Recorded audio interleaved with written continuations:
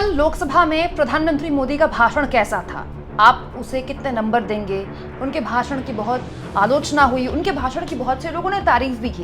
ये सब साइड रख दीजिए, क्योंकि प्रधानमंत्री मोदी ने भाषण के दौरान कैसे विपक्ष के नेताओं को पानी पिलाया, अब सोशल मीडिया में इस बात की चर्चा होने लगी। कल शाम से ही सोशल मीडिया में ये वीडियो खूब वायरल होने लगा। बहुत सारे लोगों ने ये वीडियो शेयर किया, जिसमें प्रधानमंत्री मोदी जब भाषण दे रहे थे तो उन्हीं के नीचे वेल में आकर विपक्ष के नेता हंगामा कर रहे थे, शोर कर रहे थे। अलग अलग मुद्दों को लेकर विपक्ष के नेता मांग कर रहे थे कि पीएम मोदी बोले। उसमें सबसे ज्यादा जो महत्वपूर्ण मुद्दा था वो मणिपुर का मुद्दा था, और मणिपुर को लेकर प्रधानमंत्री मोदी से सवाल पूछने की और जवाब देने की यहाँ पर विपक्ष मांग कर रहा था। तो पीएम यहाँ बोल रहे थे खड़े होकर, इधर वेल में विपक्ष के नेता लगातार हंगामा कर रहे थे। तो काफी देर तक जब विपक्ष के नेता हंगामा कर रहे थे तो अचानक प्रधानमंत्री ने अपनी तरफ से उन्हें पानी ऑफर किया और कुछ इस तरह से पानी पिलाया। बहुत संभव है दोस्तों कि संसद के अंदर जो सांसद बैठे हैं उन्होंने ही ये वीडियो बनाया होगा, क्योंकि ऐसा लग रहा है कि फ़ोन का ही ये वीडियो है, क्योंकि संसद टीवी ने तो ये वीडियो दिखाया नहीं। कैमरा उस वक्त लोकसभा स्पीकर ओम बिरला के ऊपर था। अब पीएम मोदी के इस व्यवहार की बहुत तारीफ हो रही है। हालांकि इस तारीफ के पीछे की सच्चाई क्या है, पत्रकार रवीश कुमार पीएम मोदी के इस तरह के पानी पिलाने और पीएम मोदी के भाषण पर क्या बोले हैं, ये सब कुछ मैं आपको तफसील से बताऊंगी। लेकिन लोग कह रहे हैं कि देखिए प्रधानमंत्री मोदी कितने सेंसिटिव हैं, कितना ध्यान रखते हैं विपक्ष के नेताओं का। दोस्तों वैसे तो आप जानते ही आईटी सेल के पास हमेशा एक मौका होता है पीएम मोदी की तारीफ करने का, लेकिन इस मामले में शायद आईटी सेल वाले चूक कर गए।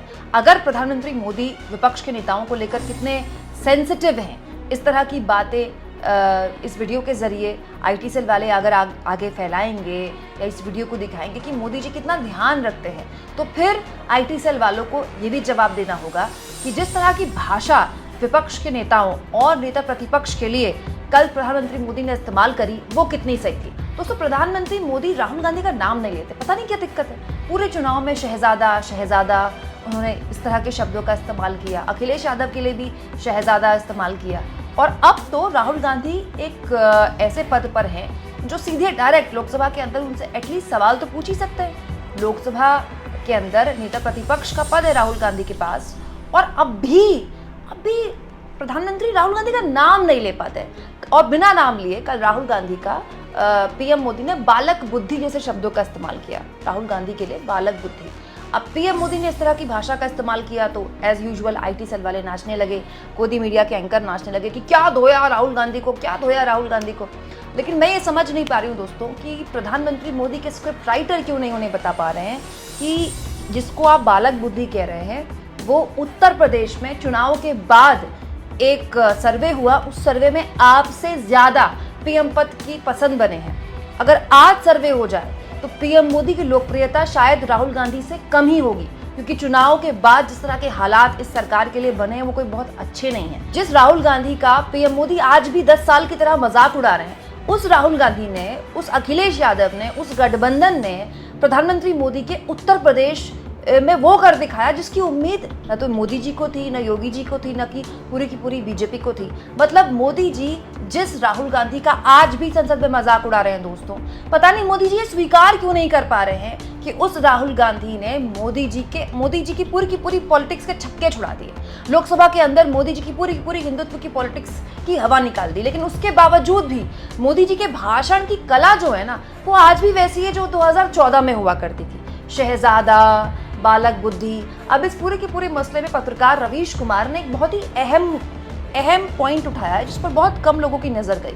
मतलब बालक बुद्धि बोलकर क्या प्रधानमंत्री बच्चों को लेकर जो उनकी सेंसिटिविटी है उस ओर भी एक तरह से एक हिंट दे रहे हैं कि वो बच्चों को लेकर कितनी सेंसिटिव है। पत्रकार रवीश कुमार ने इस मामले में लिखा, चुनाव आयोग चुनाव के प्रचार में बच्चों के इस्तेमाल से मना करता है। क्या लोकसभा या राज्यसभा में ऐसी कोई व्यवस्था नहीं कि आप किसी की कम बुद्धि का मजाक नहीं उड़ाएंगे? बच्चों के आईक्यू को प्रधानमंत्री बाल बुद्धि बोल कर कम बुद्धि के रूप में स्थापित कर रहे हैं। किसी भी परिपक्व लोकतंत्र में बच्चों का सार्वजनिक मजाक उड़ाने की अनुमति नहीं होनी चाहिए। वे जिस बच्चे को रोने वाला बता रहे थे वे खुद भी बात पे रो देते हैं। जनता ने विपक्ष चुना है तो नेता प्रतिपक्ष बना है, ये पद तो जनता के कारण मिला है। आप उसका एक भी बार नाम नहीं लेते और बार बालक, बच्चा, बाल बुद्धि कहकर मजाक उड़ाते हैं। क्या ये उस जनता का मजाक उड़ाना नहीं है? प्रधानमंत्री की नजर में जो जनता बीजेपी को वोट नहीं करती उसकी बाल बुद्धि है। वास्तविक रूप से वैज्ञानिक सोच वाला लोकतंत्र होता है तो इन बातों को कार्रवाई से निकालता। आस्था के नाम पर धर्म से जुड़े वाक्यों को हटाने की जगह बच्चों को लेकर बोले गए वाक्यों पर चिंता जाहिर की जाती। दोस्तों, पीएम मोदी का कल शुरुआत से लेकर अंत तक मैंने पूरा भाषण सुना। 2 घंटे से ज्यादा उनका भाषण था और ऐसा लग रहा था कि पीएम मोदी अपनी पार्टी को डिफेंड कर रहे हैं, उनमें जोश भर रहे हैं कि नहीं, आप हारे नहीं हैं, आप तो जीते हैं, ये हारे हैं। ये बात सही है कि इंडिया गठबंधन को एनडीए से कम सीटें मिली हैं, इसलिए तो विपक्ष में है और वो मानते हैं कि वो विपक्ष की जिम्मेदारी उठाने को तैयार है। लेकिन मैं इस बात को देखकर हैरान हूं दोस्तों कि पीएम मोदी अब तक इस बात को स्वीकार क्यों नहीं कर पाए हैं कि उनकी पार्टी बहुमत के आंकड़े से दूर रही है। कल जब उन्होंने लोकसभा में अपने भाषण की शुरुआत की तो वो फिर 2014 में चले गए।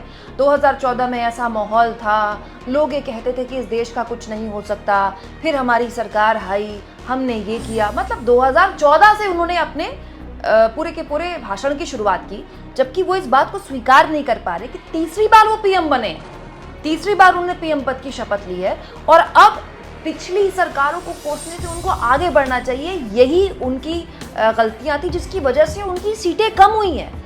या तो पीएम मोदी स्वीकार नहीं कर पा रहे हैं इस सच्चाई को कि न केवल वो उनकी पार्टी बहुमत से दूर हुई है, बल्कि कई राज्यों में सिरे से लोगों ने उनकी पॉलिटिक्स को, पूरी की पूरी पॉलिटिक्स को एक तरह से रिजेक्ट कर दिया। उत्तर प्रदेश उन राज्यों में से एक है। या तो पीएम मोदी इसको एक्सेप्ट नहीं कर पा रहे या फिर वो अपने कैडर में जोश भरने के लिए सब कुछ कर रहे हैं। दोनों ही सूरतों में दोस्तों, दोनों ही सूरतों में ये प्रधानमंत्री मोदी और उनकी पार्टी के लिए बहुत घातक हो सकता है, क्योंकि इस साल 3 राज्यों में चुनाव होने वाले हैं, महाराष्ट्र, झारखंड और हरियाणा। इन तीनों राज्यों में बीजेपी की हालत खराब है। झारखंड में तो हेमंत सोरेन के जेल से आने के बाद आदिवासी राज्यों में बीजेपी का सफाया होना, जानकार बता रहे हैं कि हो सकता है कि सफाया हो जाए। महाराष्ट्र में तो बीजेपी की क्या गत है आप जानते ही हैं, और हरियाणा में तो ये चुनाव ने ही बता दिया कि मोदी जी का नाम सुनने को हरियाणा के लोग तैयार नहीं हैं। उसके बावजूद भी अगर इस टेम्परामेंट से मोदी जी काम कर रहे हैं तो बड़ा सवाल ये है दोस्तों, फिर ये किस बात की मोदी 3.0 है।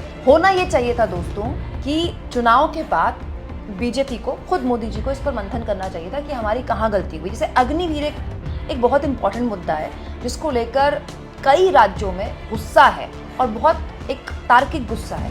उस गुस्से का कोई जवाब सरकार के पास नहीं है। होना ये चाहिए था दोस्तों कि चुनाव के बाद सरकार को बैठना चाहिए था कि भाई हमसे कहाँ कहाँ गलतियाँ हुई, हम एक कमेटी बनाते हैं, इस कमेटी इस पर विचार करेगी कि अग्निवीर जो योजना हम लेकर आए हैं इसमें कहाँ कहाँ हम इसको ठीक कर सकते हैं, कहाँ कहाँ लोगों की बात सुन सकते हैं। भाई जनता आपको एक मैसेज दे रही है कि आपकी नीतियाँ ठीक नहीं हैं, तो आप उस मैसेज को सुनेंगे। लेकिन पीएम मोदी ने उसको बिल्कुल दरकिनार कर दिया। पीएम मोदी को ये बात स्वीकार करनी चाहिए कि महंगाई और बेरोजगारी के मामले में वो एकदम फेल साबित हुए हैं। बेरोजगारी इस देश में एक मुद्दा है। पूरे चुनाव में मुजरे, मछली, मटन, मंगलसूत्र के जरिए मोदी जी ने बेरोजगार जैसे मुद्दे को, महंगाई जैसे मुद्दे को सिरे से खारिज कर दिया। लेकिन वोट तो बेरोजगारी पर पड़ा ना। वोट जब बेरोजगारी पर पड़ रहा है इसका मतलब बेरोजगारी एक मुद्दा है। प्रधानमंत्री मोदी को अपने कैबिनेट के सदस्यों को बैठकर, अपने अधिकारियों से बैठकर इस बात पर मंथन करना चाहिए कि भाई हमसे कहाँ गलती हुई, बेरोजगारी के मुद्दे को हम कहाँ एड्रेस कर सकते हैं। लेकिन आज भी लोकसभा के अंदर जब पीएम मोदी कल बोल रहे थे तो ऐसा लगा कि उनके लिए मुद्दा है ही नहीं। अब बड़ा सवाल ये है कि मोदी अगर सच्चाई से बिल्कुल मुंह फेर लेंगे दोस्तों तो इसके 2 ही परिणाम हो सकते हैं। एक, जो कॉन्सिक्वेंसेस, जो परिणाम बीजेपी को अभी भोगने पड़े हैं, आगे उससे भीषण परिणाम भोगने पड़ेंगे। 2, ये हो सकता है कि मोदी जी को सच्चाई का पता हो लेकिन वो बोल ना पा रहे हो, क्योंकि इससे हो सकता है कि उनको ये लग रहा हो कि उनका जो कद है वो छोटा हो जाएगा, जबकि ऐसा नहीं है। मुझे ऐसा लगता है कि अगर चुनाव के बाद मोदी जी ने कोर्स करेक्शन के बारे में सोचा होता, अग्निवीर जैसे मुद्दे के बारे में सोचा होता कि हम इस चीज़ को लेकर गुस्सा है, हम मानते हैं कि हमसे गलती हुई। किसान आंदोलन के मामले में हाथ जोड़कर माफ़ी मांगी थी ना मोदी जी ने, तो मोदी जी का कोई कद थोड़ी छोटा हो गया। वैसे अगर अग्निवीर वाले मामले में संशोधन को लेकर या उसको करेक्ट करने के दिशा में सरकार बढ़ती तो विपक्ष की धार कमजोर होती। विपक्ष भी कहता है भाई हम क्या उठाएं इस मुद्दे को, तो सरकार पहले ही एक्शन ले रही है। विपक्ष को कमजोर करता है ये सारे के सारे मुद्दे कि देखिए सरकार बेरोजगारी के मुद्दे पर भी बात कर रही है। अब दोस्तों नीट धांधली को लेकर पीएम मोदी का भाषण इतना छोटा था ना, इतना छोटा था। मतलब पेपर लीक को लेकर उन्होंने 1-2 लाइन बोली, 1 लाइन उन्होंने नीट को लेकर बोली कि हाँ सरकार कार्रवाई कर रही है, अलग अलग मामलों में गिरफ्तारियां हो रही हैं। मतलब ये बताता है कि पेपर लीक जैसा भीषण मुद्दा जो हर राज्य में बीजेपी शासित राज्य में, खासतौर पर चाहे वो गुजरात हो चाहे यूपी हो, मतलब एक बहुत बड़ी मुसीबत बन गया है। वो कितनी कम प्राथमिकता रखता है मोदी जी के लिए। जितना बड़ा हिस्सा मोदी जी ने कांग्रेस पार्टी को कोसने में लगाया या राहुल गांधी को कोसने में लगाया या राहुल गांधी का मजाक उड़ाने में लगाया, उसका आधा भी अगर मोदी जी इस बात को एड्रेस करने में लगाते कि ये हमसे गलतियां हुई, यहाँ हम करेक्ट करेंगे, तो वाकई में ये भाषण एक अनोखा भाषण बन के निकलता। और जो बात रवीश कुमार ने कही, मैं उससे इत्तेफाक रखती हूँ दोस्तों। बालक बुद्धि, बच्चा या इस तरह की भाषा बोलकर न केवल आप विपक्ष के नेता का मजाक उड़ा रहे हैं, बल्कि उन लोगों का भी मजाक उड़ा रहे हैं जिन्होंने उनको चुना है। कांग्रेस पार्टी की सीटें बड़ी हैं। पीएम मोदी तो चुनाव में कहते थे कि राहुल गांधी की जितनी उम्र नहीं है उससे भी कम सीटें आएंगी, लेकिन उससे हुआ ना उल्टा। अब मोदी जी इस बात का मजाक उड़ा रहे हैं कि देखिए तो 99 पर आकर रुक गए। कहीं ऐसा ना हो दोस्तों कि मोदी जी राहुल गांधी का लगातार मजाक उड़ाते रहे और वो मोदी जी का मजाक उड़ाना राहुल गांधी की ताकत बनता रहे, क्योंकि मोदी इस बात को एक्सेप्ट नहीं कर पा रहे हैं कि राहुल गांधी को जनता ने एक्सेप्ट कर लिया है। अब जब राहुल गांधी को आप पसंद करें ना करें, राहुल गांधी का भाषण आपको अच्छा लगे ना लगे, लेकिन जब जनता ने उन्हें एक्सेप्ट कर लिया है तो अब इसमें कोई दो राय नहीं है कि मोदी जी को भी उनको एक्सेप्ट करना होगा, चाहे आप उन्हें पसंद करें ना करें। दोस्तों, अलग अलग फैसलों में अब मोदी जी को विपक्ष के नेता ने कि राहुल गांधी के साथ बैठना पड़ेगा मीटिंग में। दोनों के बीच इतनी कड़वाहट है, सार्वजनिक मंचों में दोनों इस तरह की भाषा एक दूसरे के लिए इस्तेमाल करते हैं। किस तरह की वो मीटिंग्स निकलेंगी? क्या उनसे कुछ सार्थक निकलेगा? क्या राहुल गांधी सामने जब बैठे होंगे तब भी मोदी जी उनको बालक बुद्धि बोलेंगे? दूसरा और सबसे महत्वपूर्ण, दोस्तों, मोदी ने अपने इस लोकसभा के भाषण में अलग अलग तस्वीर जो राहुल गांधी ने अपने भाषण में दिखाई थी, भगवान शिव की और दूसरे धर्मों की, तो उस पर भी आलोचना की कि जो चित्र हमारे लिए पूजनीय हैं उन चित्रों का राजनीतिक इस्तेमाल किया गया। मतलब कमाल की बात है, पूरे चुनाव में चाहे अरुण गोविल हो चाहे अमित शाह हो, हाथ में भगवान श्री राम की तस्वीर लेकर, फोटो लेकर प्रचार करते रहे। तब नहीं मोदी जी को गुस्सा आया कि राजनीतिक इस्तेमाल धर्म का नहीं होना चाहिए। किसी मंदिर में मोदी जी बिना कैमरे के नहीं जाते, किसी मंदिर में, यहाँ तक कि मंदिर के गर्भगृह में भी मोदी जी बिना कैमरे के नहीं जाते। तब नहीं मोदी जी ने धर्म का इस्तेमाल किया राजनीति में। मोदी जी तपस्या करने जाते तो भी 10-12 कैमरे उनके साथ होते हैं, इस एंगल से तपस्या हो रही है, इस एंगल से तपस्या का शूट हो रहा है। तब नहीं दोस्तों, धर्म का प्रचार हुआ। पूरे गेटअप के साथ मोदी जी तपस्या करने जाते हैं, सर पे तिलक लगाते हैं, पूरा भगवा वस्त्र ओढ़ते हैं और उसके बाद सुबह अगर सूर्य भगवान को अर्घ देते हैं, जल अर्पित करते हैं, तो उसकी भी फोटो शूट हो रही होती है। तब नहीं धर्म का इस्तेमाल हो रहा होता है राजनीति में। बड़ा सवाल यह है दोस्तों कि जनता इस सबसे आगे आ गई है, लेकिन मोदी जी सच्चाई को क्यों नहीं एक्सेप्ट कर पा रहे हैं? आप इस मुद्दे पर क्या सोचते हैं? कमेंट बॉक्स में जरूर लिखें और जितना हो सके चैनल को शेयर करें, सब्सक्राइब करें और थैंक्स और ज्वाइन के ऑप्शन से अगर आप चाहें तो कुछ आर्थिक मदद भी चैनल की जरूर करें।